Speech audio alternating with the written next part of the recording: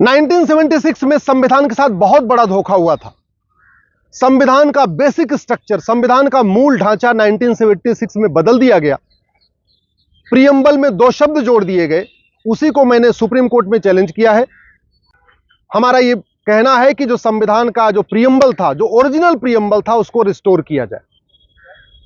1976 में इमरजेंसी के दौरान, जबकि पूरे देश में आपातकाल लगा हुआ था, सारे लीडर ऑफ अपोजिशन जेल में थे, दूरदर्शन पे पूरा कंट्रोल था सरकार का, और अखबारों का, बिजली पानी का कनेक्शन काट दिया गया था। उस समय संविधान में 42वां संशोधन किया गया और संविधान के मूल ढांचे को बदल दिया गया। और जो 2 शब्द जोड़ा गया, सोशलिस्ट और सेकुलर, उसको संविधान सभा पहले रिजेक्ट कर चुकी थी। 1 बार नहीं, 2 बार नहीं, 3 बार संविधान सभा ने उसको रिजेक्ट किया था कि नहीं, सोशलिस्ट सेकुलर विदेशी कॉन्सेप्ट है, यह भारत का कॉन्सेप्ट नहीं है, यह हमारे संविधान के प्रियम्बल में नहीं आएगा। पहली बार जो प्रियम्बल के ऊपर चर्चा हुई थी वो हुई थी 13 दिसंबर 1946 को। पूरी चर्चा हुई लेकिन कंक्लूजन नहीं निकला। 22 जनवरी 1947 को प्रियम्बल पे दोबारा चर्चा हुई और पूरी चर्चा हुई। उसके बाद एक मत से प्रियम्बल को एक्सेप्ट किया गया, वो प्रियम्बल जो 1976 तक भारत के संविधान का हिस्सा था। 15 नवंबर 1948 को प्रोफेसर केटी शाह साहब ने एक प्रस्ताव पेश किया कि नहीं, प्रियम्बल बदलना चाहिए और उन्होंने संविधान बदलना चाहिए और संविधान में सोशलिस्ट और सेकुलर शब्द आना चाहिए।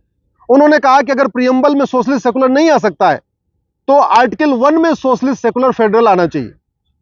पूरे दिन चर्चा हुई, संविधान सभा ने उसको रिजेक्ट कर दिया कि आर्टिकल 1 जहां इंडिया दैट इज भारत लिखा हुआ है वहां पे सोशलिस्ट सेकुलर फेडरल नहीं आएगा। 3 दिसंबर 1948 को प्रोफेसर केटी शाह साहब ने दोबारा एक प्रस्ताव पेश किया और उन्होंने कहा कि प्रियम्बल में नहीं आ सकता सोशलिस्ट सेकुलर, आर्टिकल 1 में नहीं आ सकता सोशलिस्ट सेकुलर, कोई बात नहीं, आर्टिकल 18 में सोशलिस्ट शब्द आना चाहिए। फिर चर्चा हुई संविधान सभा में और एक मत से उसको फिर रिजेक्ट किया गया। 6 दिसंबर 1948 को संविधान सभा में फिर चर्चा हुई। पंडित लोकनाथ मिश्रा ने कहा कि जो सेकुलर शब्द है ये स्लिपरी फ्रेज है, ये विदेशी कॉन्सेप्ट है, अगर इसको हम संविधान में डालेंगे भारत की संस्कृति को ये बर्बाद कर देगा। एचवी कामत साहब ने कहा कि धर्म अलग होता है, रिलीजन अलग होता है, धर्म का सेकुलर से कोई लेना देना नहीं, इसलिए यह सेकुलर शब्द नहीं आना चाहिए। 17 अक्टूबर 1949 को फिर चर्चा हुई इस प्रियम्बल के ऊपर और फाइनली एक मत से संविधान सभा ने प्रियम्बल को एक्सेप्ट किया और वो प्रियम्बल एक्सेप्ट किया जो 1950 से लेके 1976 तक, 1976 तक, यानी इमरजेंसी के दौरान बढ़िया काम करता रहा, कहीं कोई दिक्कत नहीं आई, उससे देश आगे बढ़ता रहा। 26 नवंबर 1949 को हमारा संविधान पूरा हो गया। संविधान सभा, इससे हम 26 नवंबर को हम संविधान दिवस मनाते हैं। 24 जनवरी को राष्ट्रगान अडॉप्ट हो गया। 25 जनवरी को संविधान सभा भंग हो गई। ध्यान रखिए, ये जो संविधान बनाया गया ये किसके द्वारा? संविधान सभा के द्वारा। और वो कब भंग हो गया? वो 25 जनवरी 1950 को भंग हो गया, यानी 76 में संविधान सभा थी ही नहीं। 26 जनवरी 1950 से हम रिपब्लिक डे मनाते हैं। 1967 में सुप्रीम कोर्ट का गोलकनाथ केस का फैसला आया जिसमें सुप्रीम कोर्ट ने कहा कि संविधान के बेसिक स्ट्रक्चर को कोई भी सरकार नहीं बदल सकती। और बेसिक स्ट्रक्चर का मतलब डेमोक्रेसी, बेसिक स्ट्रक्चर का मतलब equality, justice, liberty, fraternity, basic structure का मतलब सोवरेंटी। संविधान, हमारे सुप्रीम कोर्ट ने कहा था गोलकनाथ केस में कि कोई भी सरकार न तो फंडामेंटल राइट में छेड़छाड़ कर सकती है और जो बेसिक स्ट्रक्चर है equality, justice, liberty, fraternity, democracy, इसको बदल नहीं सकती है। 1971 में जैसे ही इंदिरा गांधी को 352 सीट मिली, उन्होंने गोलकनाथ केस को पलटने के लिए 24वां संविधान संशोधन पेश कर दिया। 1973 में एक हिस्टोरिक जजमेंट आया जिसको केशवानंद भारती केस कहते हैं। 1973 में उस समय सुप्रीम कोर्ट में टोटल 13 जज होते थे और केशवानंद भारती केस को 13 के 13 जजों ने एक साथ सुना था।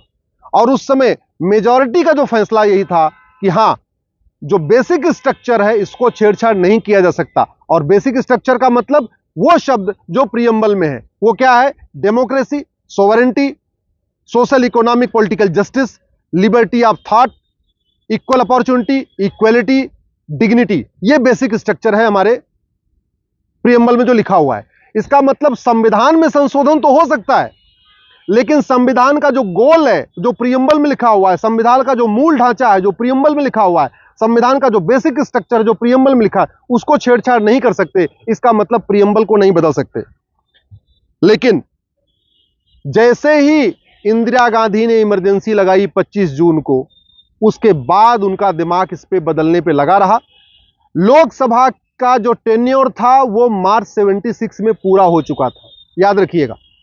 लोकसभा का टेन्योर मार्च 76 में पूरा हो गया और दिसंबर में संविधान का बेसिक स्ट्रक्चर बदला गया।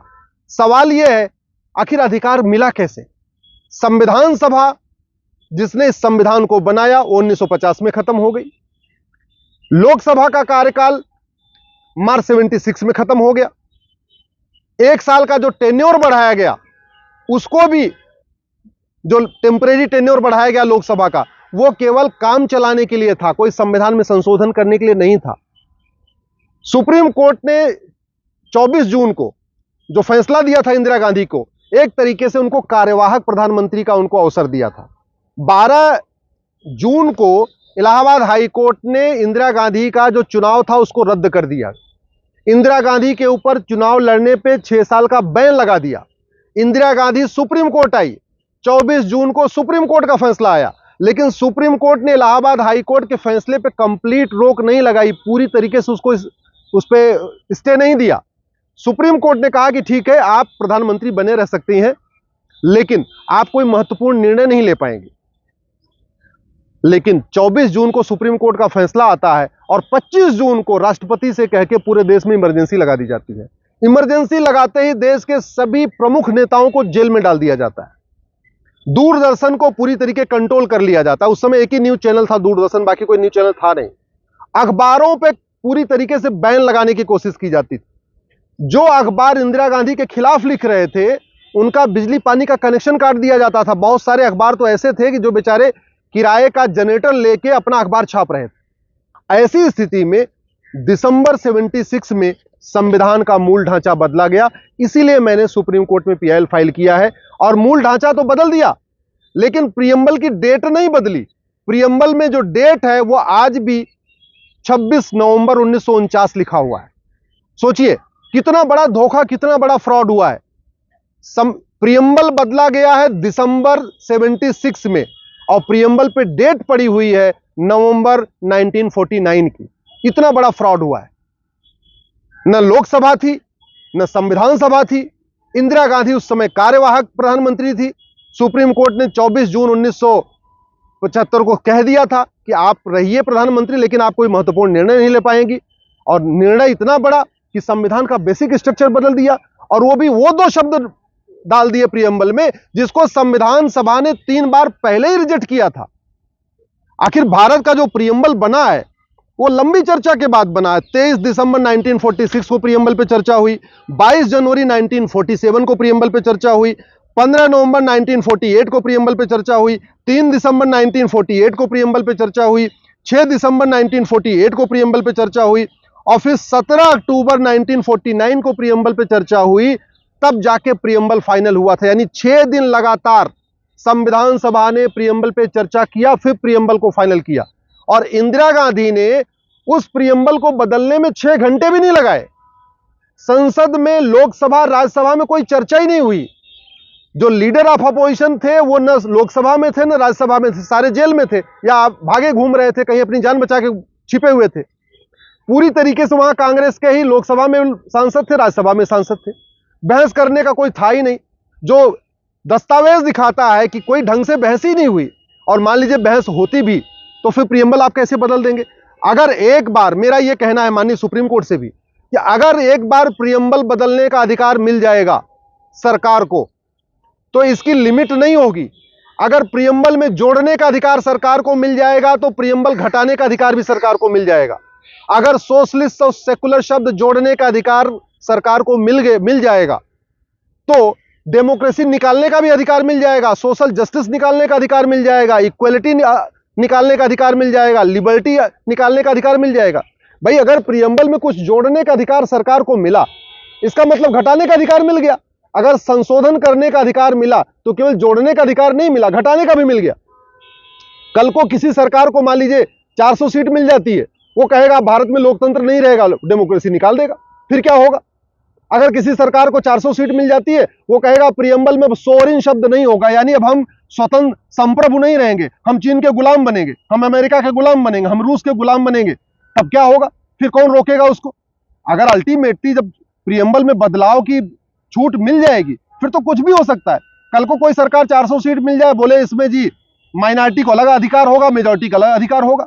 कल किसी सरकार को जो 400 सीट मिल गई, वो बोलेगा सोशल इकोनॉमिक जस्टिस होगा ही नहीं, अब तो इक्वल अपॉर्चुनिटी होगी नहीं, लोगों को सोचने बोलने की आजादी नहीं होगी, लिबर्टी ऑफ थॉट जो प्रियम्बल में लिखा हुआ है वो होगा ही नहीं। फिर क्या होगा? इसलिए मेरा माननीय सुप्रीम कोर्ट से यही निवेदन है कि इस चीज को गंभीरता के साथ समझे कि प्रियम्बल में बदलाव का अधिकार अगर हमने दे दिया, इसकी कोई लिमिट नहीं होगी, फिर कहां जाके मामला रुकेगा कुछ नहीं कह सकते, सरकारें मनमानी करती रहेंगी। इसलिए जो शब्द इसमें सोशलिस्ट सेकुलर जोड़ा गया है उसको निकाला जाए। पहली बात तो एकदम फ्रॉड है, वो इमरजेंसी के दौरान जोड़ा गया है, कोई डिबेट नहीं हुई। और दूसरा, एक बार अगर हमने संविधान का मूल ढांचा बदलने का अधिकार सरकार को दे दिया, आने वाले टाइम में सरकारें भगवान जाने क्या करेंगी, कुछ हम सोच भी नहीं सकते हैं। इसलिए ओरिजिनल प्रियम्बल को रिस्टोर किया जाए और जो अमेंडमेंट डाला गया इसमें सोशलिस्ट सेकुलर, उसको निकाला जाए।